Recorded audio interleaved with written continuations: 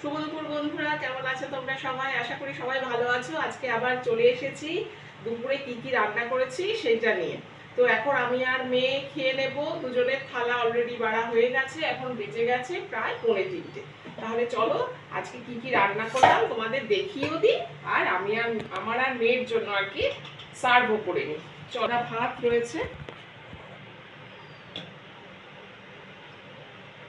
তোমরা কে কখন খেতে বসো? আমাদের একটু দেরি হয়ে যায়, কারণ সকালের টিফিনটা একটু দেরি করে করি, তো ওর জন্য দুপুরের খাবারটা একটু দেরি হয়ে যায়। আর এখন মেয়ের তো পরীক্ষা শেষ হয়ে গেছে, এখন কোনো অসুবিধে নেই। আমারটাও বেড়ে দিলাম, মেয়েরটাও বেড়ে দিচ্ছি। ও তো খাবি একটুখানি।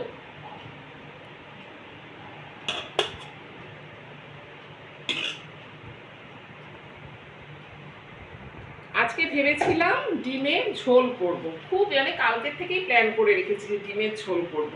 ও বাবা, যখন রান্না করতে গেছি আবার মুড চেঞ্জ করে দিলাম। উচ্ছে ভাজা করেছি, নীলার দিকে উচ্ছে সেদ্ধ দিয়েছি।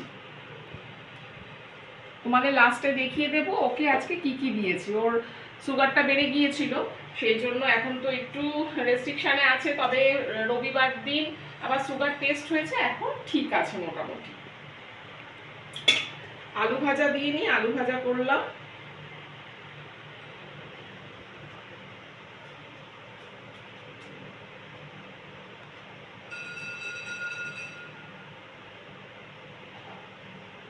একটু বন্ধ করেছি, লাউ ডাল করেছি, ভীষণ ভালো লাগে। তবে আমার মেয়ের খুব একটা পছন্দ না, তবে আজকে ভালো লাগবে খেতে। আলু ভাজা দিয়ে ডাল দিয়ে খুব ভালো লাগবে খেতে। আমার এটা ভীষণ পছন্দের।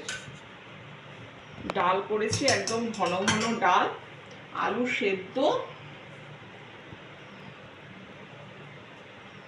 আলু সেদ্ধ করেছি। আর এখানে এই যে মেয়েরা আমার ডিমটা নিয়ে নিয়েছি, আর এখন কথা বলবো ওই যে ট্রেনের আওয়াজ দেখেছো, এখানে দিয়ে দিন, এখান থেকে নিয়ে নেব, কারণ এখন যদি থালার মধ্যে দিতে যাই একদম পুরো ভরে যাবে। এটাকে সরিয়ে দিই।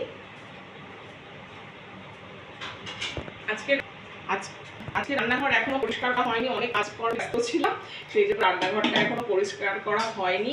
চাটনিটা এটার মধ্যেই রয়েছে, এটা আলাদা করে নিলাম না, পরে নিয়ে নেব।